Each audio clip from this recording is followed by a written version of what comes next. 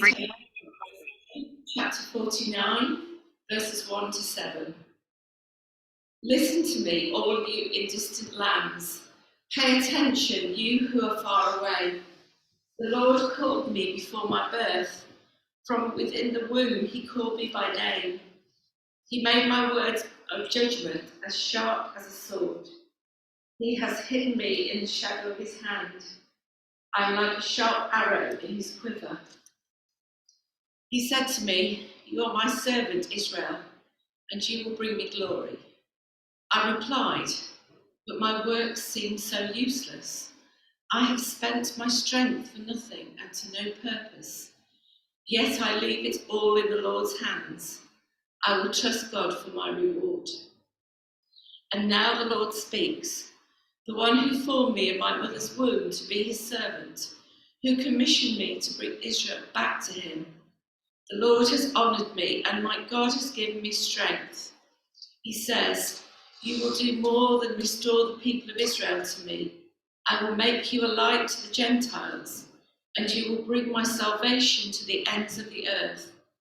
The Lord, the Redeemer and Holy One of Israel, says to the one who is despised and rejected by the nations, to the one who is the servant of rulers, "Kings will stand at attention when you pass by. Princes will also bow low because of the Lord, the faithful one, the Holy One of Israel, who has chosen you." This is the word of the Lord. Thanks, Lord.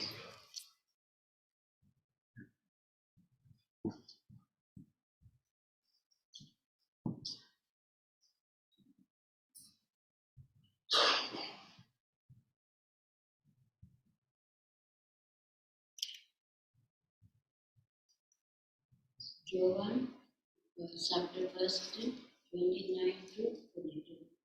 மறுநாளிலே யோவான் இயேசுவை தன்னிடத்தில் வரக்கண்டு, இதோ உலகத்தின் பாவத்தை சுமந்து தீர்க்கிற தேவ ஆட்டுக்குட்டி, எனக்கு பின் ஒருவர் வருகிறார், அவர் எனக்கு முன்னிருந்தபடியால் என்னிலும் மேன்மை உள்ளவர் என்று நான் சொன்னேனே, அவர் இவர்தான். நானும் இவரை அறியாதிருந்தேன். இவர் இஸ்ரவேலுக்கு வெளிப்படும் பொருட்டாக நான் ஜலத்தினாலே ஞானஸ்நானம் கொடுக்க வந்தேன் என்றார்.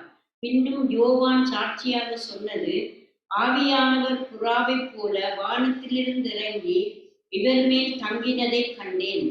நானும் இவரை அறியாதிருந்தேன். ஆனாலும் ஜலத்தினால் ஞானஸ்நானம் கொடுக்கும்படி என்னை அனுப்பினவர், ஆவியானவர் இறங்கி யார் மேல் தங்குவதை நீ காண்பாயோ, அவரே பரிசுத்த ஆவியினால் ஞானஸ்நானம் கொடுக்கிறவர் என்று எனக்கு சொல்லியிருந்தார். அந்தபடியே நான் கண்டு இவரே தேவனுடைய குமாரன் என்று சாட்சி கொடுத்து வருகிறேன் என்றான். மறுநாளிலே யோவானும் அவனுடைய சீசரில் 2 பேரும் நிற்கும் போது இயேசு நடந்து போகிறதை அவன் கண்டு, இதோ தேவாட்டு குட்டி என்றான். அவன் அப்படி சொன்னதை அவ்விரண்டு சீசரும் கேட்டு இயேசுவுக்கு பின் சென்றார்கள்.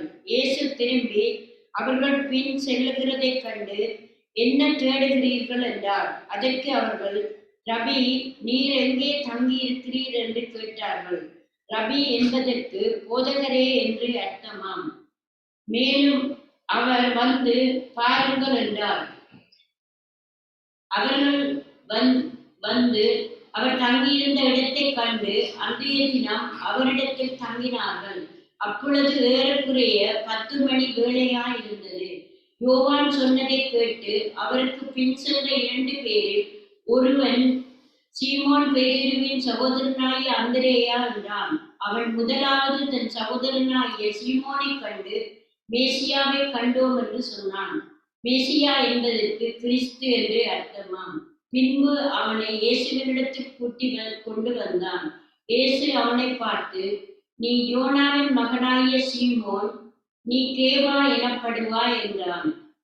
கேவா என்பதற்கு பேதுரு என்று அர்த்தமாம். நன்றி.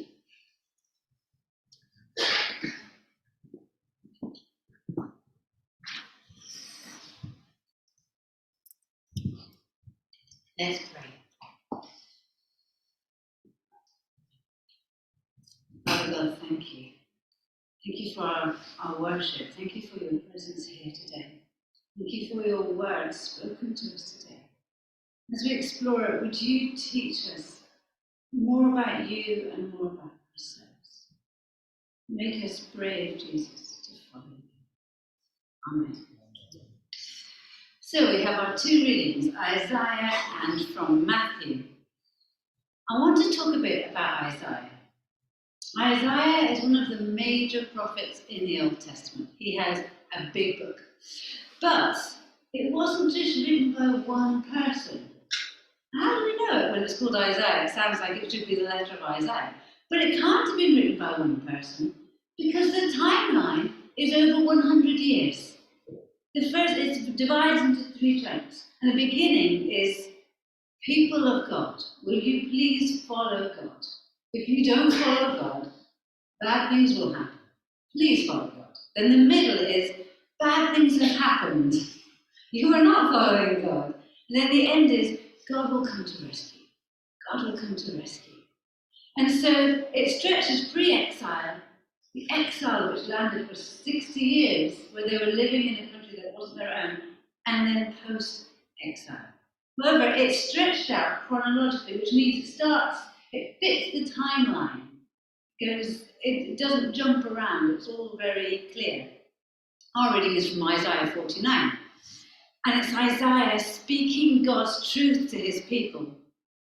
He says, God spoke of me before I was born. He hid me till I was ready. God spoke of me before I was born, and he hid me till I was ready. I am a sharpened sword, and I am a polished arrow. Who has sharpened the sword? God. Who has polished the arrow? God. Who has hidden him? God. So the question is, where are we this morning? Do you feel like you are being sharpened? You are being polished? God's hand is on you. His focus and his concentration is on you. He's saying, I've got something for you to do. You're not doing it right now. You are hiding in me. I'm just polishing you. I'm just making you ready. I will not leave you until I have finished. God's eyes are on the prize. The goal is wide open, and you're on the starting block. Here is Isaiah. He says, God has done this for me. He has sharpened me. He has held me. I have felt him close. He has protected me and guided me and stored me. And now I am ready to go. In verse 5, bring my people back. God says, okay. You can imagine Isaiah. He's on the starting blocks. Adrenaline going. God has got me ready. Maybe that's where you are. Like, God is calling you to something. I feel like all of my life so far, I'm ready for this new job. I'm ready for this tricky situation. I am ready for this exam. Here we go. Here we go. But we read this in the context of verse 4, where Isaiah says, I have laboured in vain. God, I'll just leave it with you. Oh, thank you so much for putting that up there. Can you do it? Is there an English? No, it doesn't matter. There we go, it's in Hindi. Lovely. All I've done is in vain. I've spent my strength is gone. So he's there on the starting blocks, ready to go. Adrenaline going. I am prepared by God. I am ready to go. But over him is failure. I worked so hard and nothing happened. I spoke the words you gave me and they did not turn. I was a fool. I stood in the temple. That's what prophets did. And I spoke out and nobody listened. Absolute failure as a prophet. Nothing. He spoke and no results. And I know there's been times in my life where I've gone, I am working so hard. I am working, and I don't see anything happen. I am throwing my energy over a cliff. I don't know what's happening to it, but nothing is coming up. And I know in our lives, over COVID, it felt like that. We were exhausted and nothing was happening. You work, you work, you work. But I leave it with God, he says. I will leave it with you. So all of us have thought, this is it, haven't we? All of us have been in those three places. One, I am being taught by God and shaped by God. Sometimes just before your baptism you feel like this. His hand is on me. He is shaping me. He will not let me out of the quiver until I am ready. He will not take me out of his hand until I am ready. And then we've all had that tricky interview, or that meeting, or that form that needed filled in, or that exam, and you think, oh, here we go. And we've all been in that place of, so what does failure look like here? It looks like this. But let's look at God's response, because it's so very clever and so very beautiful. Success is not that important in the kingdom of God. Let me say it again, success is not important to the kingdom of God. It's important to us, because it makes us feel good. I have succeeded. Look at what I've done. We love it. God isn't bothered. He wants you to be happy. He's not worried about success. When do we see this? I want to remind you of the parable of the tenants. Remember the tenants where I give you 10 coins. You invest, you bring 10 back. Amazing. I give you 1 coin. You invest it, you bring 1 back. Amazing. You hid a coin. That's hard. Why is that hard? There's nowhere in that story where someone takes 50 coins and blows it. And goes back with them. It's not in the story. Why is it not in the story? It's not important. Your failure, God is not looking at you going, I'll give them an easy job next time. They failed that one. That is not what the kingdom of God is like. And we see that here so beautifully. God never talks about success. It's just not important. So why spend time being sharpened if it's not about success? If God is sharpening us like a sword, or polishing us like an arrow, why would he do it if our success is not important? If you are working on something, I can only talk as a crafter, as a crocheter. If I am crocheting something, my attention is on the crochet. And every so often I hold up and go, oh, look at the colours, what beautiful wool. And then I keep going again. And all my passion and all my love is poured into this shawl or this scarf. And God is the same with us. He polishes you because he loves you. He sharpens you and makes you ready because he loves you. What you do with that is up to you. But God will not judge you based on your results. That is not in the Bible. But God does put the preparation in. Verse 1, I called you before you were born. I spoke about him. I knew about him. Verses 1, I've made your mouth like a sharpened sword, so I have given you all you need to succeed. I have hidden you, verse 2, until you are ready. God does the work so that we can succeed. Verses 1 and 2, I claimed you, I've given you a role, and I have said you are my servant. Yes, God speaks goodness over you. Verse 3, God has hidden you. God has equipped you. God has prepared you for what you have to do. Isaiah fails. Israel fails. And God says, that task was too small for you. That task was too small for you. So God puts all this preparation into us, and He prepares us and sharpens us and gets us ready for this thing, and we are ready to go. And we trip and we fall, and God goes, oh, I'm sorry, I should have given you a harder job, because you are ready now. Has God told Isaiah off? Oh, I gave you an easy job and you didn't do it. No. I asked you to speak to people who are already mine, and they didn't believe you. You should have been more persuasive. No.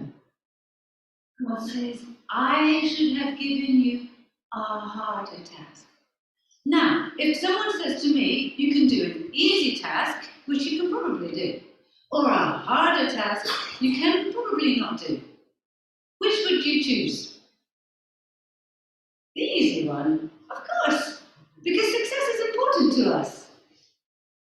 God is able to do immeasurably more than we ask or imagine. Ephesians. He will ask you to do the hard job. Why? Because then He can polish you a little bit more. He can sharpen you a little bit more. He says, that wasn't enough. Surely if you fail, it's because you weren't good enough. No. Now, don't just go to Jacob and Israel. Go to the Gentiles too. People who don't know my story. God takes any fault on Himself. Isaiah is free from blame. God says, I didn't give you a good enough task. The task that was right for you. Where does the shame go in this situation? God takes it. And we see this in Jesus. That's the cross. God takes the shame and says to us, Sarah, you are free from blame. Let's get up and go again. The job I gave you was too small. Why does God not give up on Isaiah and say, obviously, you are not made up for this job? Why not? God does not give up because Isaiah obeyed God. God said go, Isaiah went. As far as God is concerned, this is success. That is all He asks. God says go, go. After that, you cannot fail. Because even if you fail, God will take the blame. You are free. You cannot fail. Obedience is key. It is everything. God says, go, you run. Run, run, run, run, run. And it makes no difference if you fail or if you succeed. Because God just goes, oh, the job is too small for you. You are able to do more than that. Let me take you back and polish you a bit. So we must do the same. We must stop counting our success. We must stop counting our failure. We must stop looking at numbers and power. Success is obedience. God says, go, go. So, how do we do this? We see in our second reading, John says, the voice that told me to baptize said to me, the one on whom the Spirit descends and rests is the Son of God. So, what can we learn from this? John knew the voice of the Holy Spirit. He recognized the voice of God in his heart. We must be able to do the same if we are to obey God. How do we recognize the voice of the Spirit? I truly believe that God speaks. He's a living God who loves us. Of course He speaks. All the time. The thing that gets in my way is I go, oh, I'm sure that was just me. I'm sure that was just me. It was just what was written last week. It was just me. I must stop. I must stop doing that. Because then I doubt myself and I doubt God. He's speaking. You can hear Him. Okay, so write it down. Just write it down. And you will see a pattern. And we will see that God does keep speaking to us. So spend time with God. I do Lectio 365. It's an app on my phone. It lasts 10 minutes. I do it with a coffee and sometimes a cat. 10 minutes. Nothing. You do it after breakfast. You could do that. It's not hard. And it's mostly just sitting. I want to hear God speak to me. I want to hear the voice of God. I want to know His voice so that I'm slow to obey.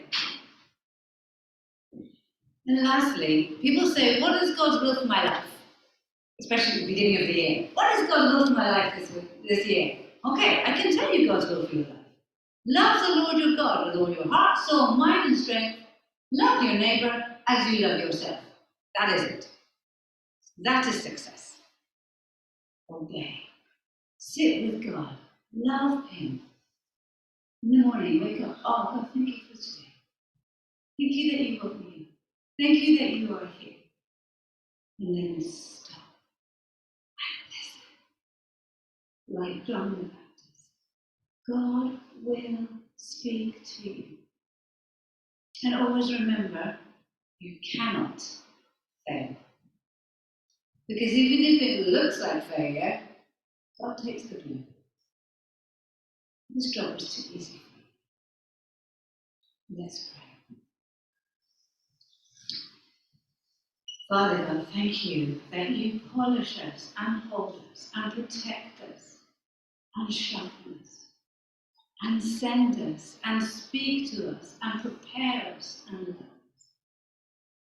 Father, thank you that when we go and it doesn't turn out how we want, you take the blame and you keep on loving us and you keep on sending us. Father, make us brave to obey you this week. We pray in Jesus' name. It might be that as we have prayed, as we have spoken, you think, okay, God is sharpening me. But you might be thinking, okay, I am on the starting blocks, but I'm so scared I will fail. I will be over here somewhere in a greenhouse. We will chat and we will pray.